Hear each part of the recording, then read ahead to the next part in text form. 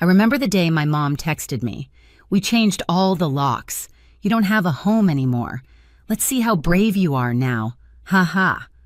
No call, no warning, just that one message lighting up the dark. I stood there for a second staring at it, then I laughed, quiet, almost calm.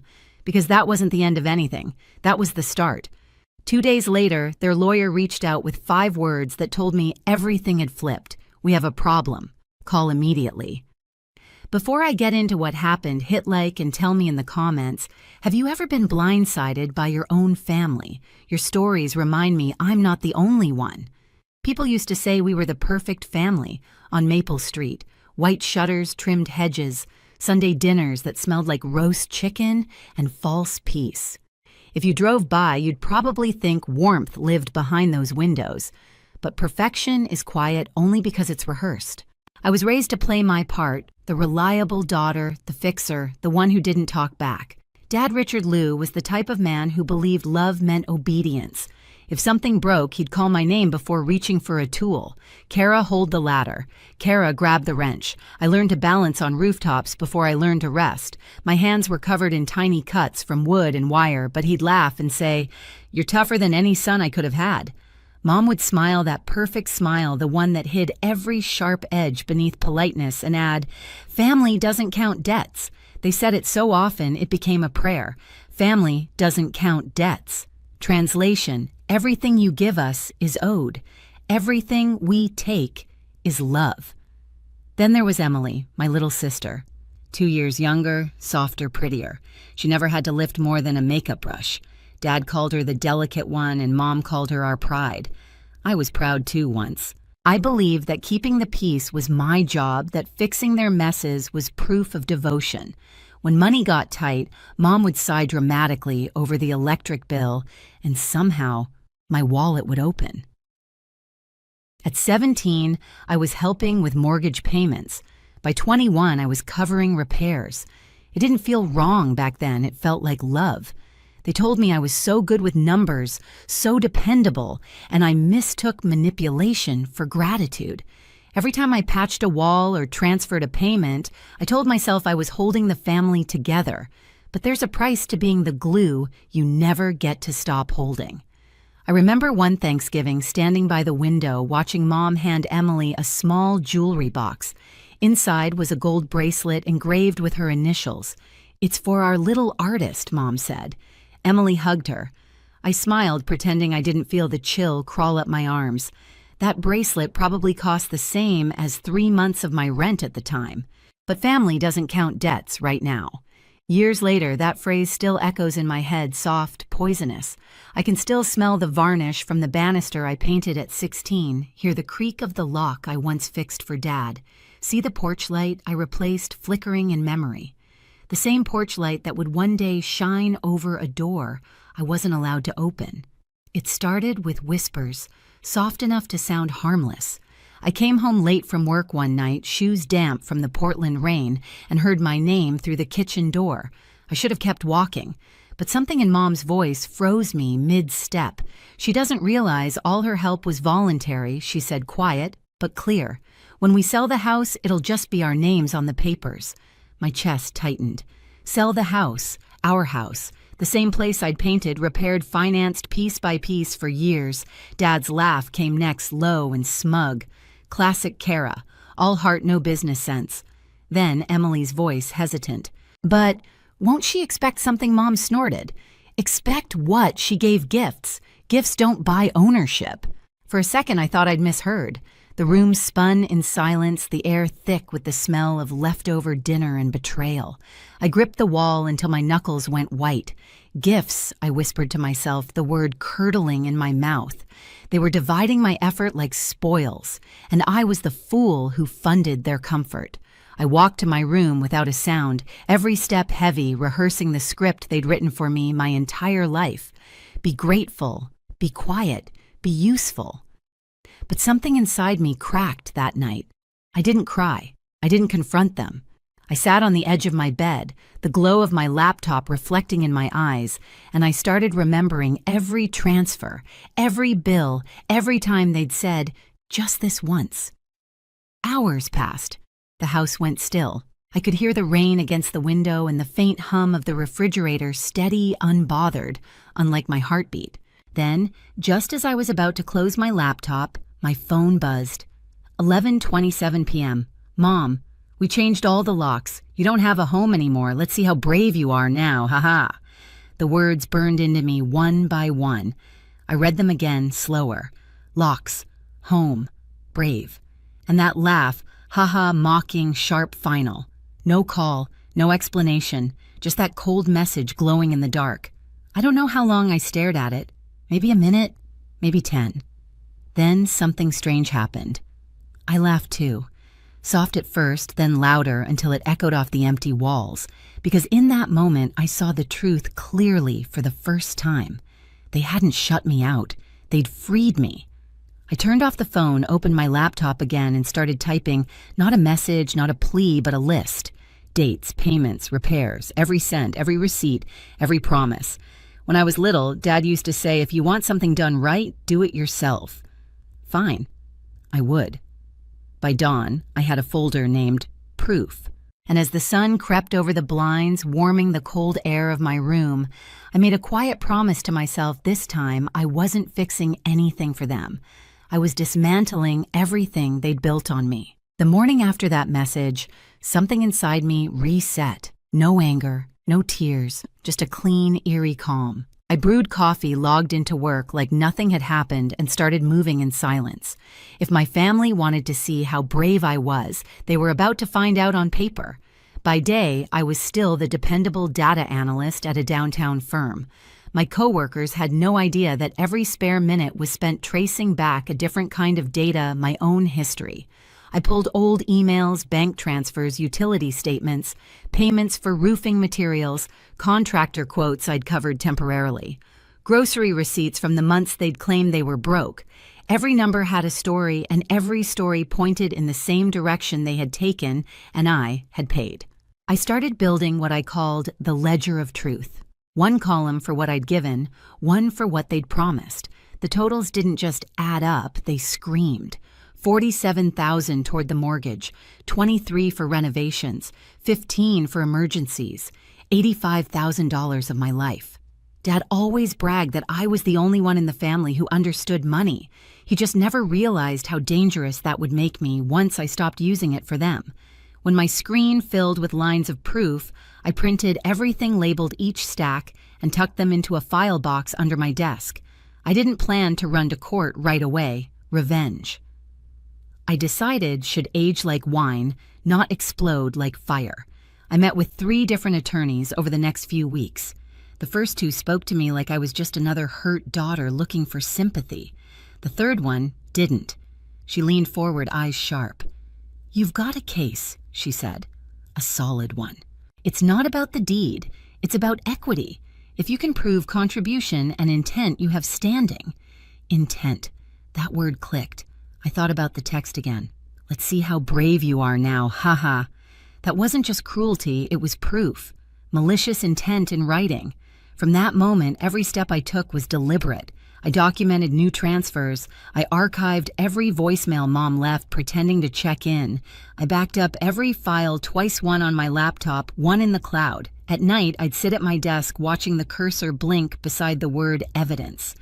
My apartment was quiet except for the hum of the heater and the occasional ping of another bank alert confirming what I already knew: I had the upper hand.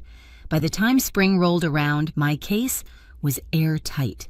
My attorney was ready, the paperwork drafted. We just needed one final trigger, something that showed intent beyond question. It arrived right on schedule. 2 days after the anniversary of that lock-changing text, I got an email. The subject line read, "Urgent property sale notice." They were selling the house. Without telling me, I smiled. Finally, they'd handed me exactly what I needed. The day of the mediation felt nothing like the storms I'd imagined. No thunder, no chaos, just a crisp Portland morning that smelled faintly of rain and paper. I walked into the downtown law office with a folder tucked under my arm and a coffee in my hand. My heart didn't race. My palms didn't sweat. I'd already lived through the worst part, being locked out of my own home by the people who swore they loved me. The receptionist guided me to a sterile conference room. White walls, long table, 2 pitchers of water untouched. The hum of fluorescent lights filled the silence. I sat down, placed the folder in front of me, and waited. A few minutes later, the door opened. My parents entered first, Mom in her usual soft beige coat, the one she wore to church to look humble, and Dad in his pressed shirt, jaw-tight eyes burning. Emily trailed behind them, twisting the strap of her purse, her face pale. Kara, Mom said softly, that same tone she used whenever she needed something. "You look tired, sweetheart." "Good morning," I replied, my voice calm, almost detached. Her lips curved in a smile that didn't reach her eyes. "You didn't have to make this so official. We could have talked." I tilted my head. "You changed the locks. Talking didn't seem to be our family's preferred method." Her smile faltered, but before she could answer, the mediator, a middle-aged man with kind eyes, entered, followed by both attorneys. Mine gave me a reassuring nod as we took our seats. The first few minutes were procedural polite, the kind of civility that makes your skin crawl when you know what's really underneath.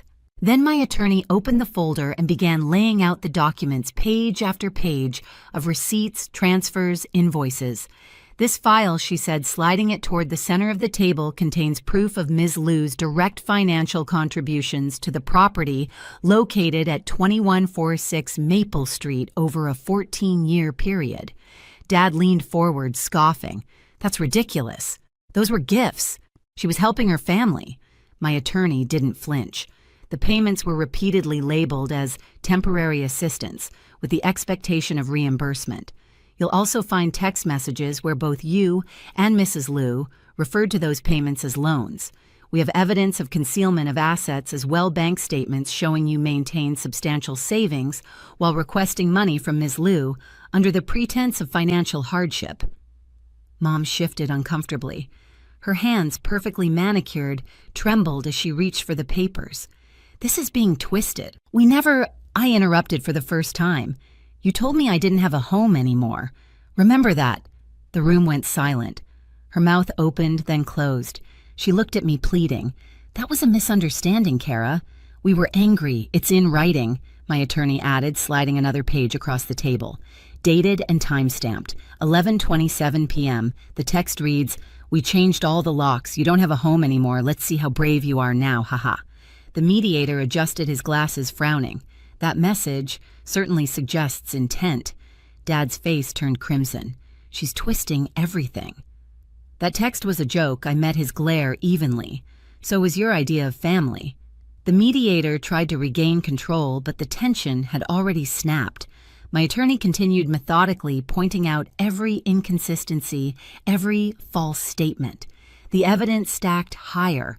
Thicker mortgage payments, I'd covered renovation costs, utility bills, even the receipts for the new locks. Then came the moment I'd been waiting for. The opposing attorney, an older man with weary eyes, cleared his throat and leaned toward my parents.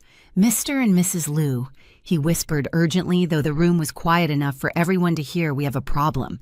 You need to call me immediately after this session." The irony hit me like sunlight after a storm. I smiled, just barely. There it was, the line from my thumbnail of a life finally playing out in real time. Mom's composure cracked. "Kara, please?" she said, her voice wobbling. "We're family. Don't do this." I looked at her for a long moment, then spoke softly. "You're right. We are family. That's why I gave you chances, years of them. But family isn't a free pass to take and take until someone breaks." Emily's eyes filled with tears. "I didn't know," she whispered. "Yes, you did," I said. "You just didn't want to believe it." Dad slammed his palm on the table. "After everything we gave you," I cut him off, my voice steady. "After everything I gave you, you didn't raise me, you drained me." For a heartbeat, no one spoke. The sound of the air conditioner filled the space between us, humming like white noise over the wreckage of our relationship. My attorney finally broke the silence. "Given the evidence presented, we're requesting a 50% ownership interest in the property or equivalent compensation based on current market value." The mediator nodded slowly. "It's a reasonable demand considering the documentation." Dad looked like he might explode. Mom reached for his arm, but he jerked away. Emily sat rigid, staring at the table. When the session ended, my parents rushed out first, whispering to each other in panic. Their lawyer followed, phone already in hand, his voice sharp. "Yes, I'm aware. I told them we have a problem." I stayed seated for a moment longer, staring at the folder in front of me, the quiet weapon I'd built out of betrayal. As I stood, my attorney smiled faintly. "You handled that well," she said. "Numbers don't lie," I replied. "People do." Outside the city was drenched in gold light. The street smelled of wet pavement and victory. I walked past a coffee shop window, caught my reflection, and almost didn't recognize the woman staring back, steady, untouchable, free. I wasn't the daughter who obeyed anymore. I was the woman who learned how to fight without raising her voice. And for the first time in years, I didn't feel small. I felt precise, powerful. They thought changing the locks would end my story. It only opened the door to theirs. The court's decision came 6 weeks later, printed neatly in black and white, 50% ownership awarded to me. It wasn't luck, it was proof. Every line, every number, every late-night calculation finally meant something. The house sold for more than they'd expected. After legal fees and taxes, my parents walked away with half of what they thought they'd retire on. They'd built their future on my obedience and watched it crumble under my evidence. I didn't move back in. That house was nothing but ghosts wearing the shape of family. Instead, I bought a small townhouse across town. The first thing I did was change the locks myself. New keys, new rules, new peace. Sometimes my phone lights up with their names, Dad's emails full of guilt, Mom's voicemails dripping with regret, but I never answer. Some doors once closed stay that way. On quiet mornings, I sit by my window with coffee and sunlight warming my face, listening to the hum of my own space. No footsteps, no orders, no demands. Just quiet, just mine. They changed the locks to keep me out. I changed mine to keep them from ever walking in again. They thought they were teaching me a lesson about loyalty. What they really taught me was how to live without them. Freedom didn't come with forgiveness, it came with boundaries and a brand new set of keys. Sometimes justice doesn't roar. Sometimes it just signs papers and walks away quietly. And that's enough. If you've ever had to rebuild from the wreckage your own family left behind, you're not alone. Your peace is worth protecting, even if you have to fight for it. Share your story in the comments, and subscribe for more true stories of quiet revenge and hard-won freedom.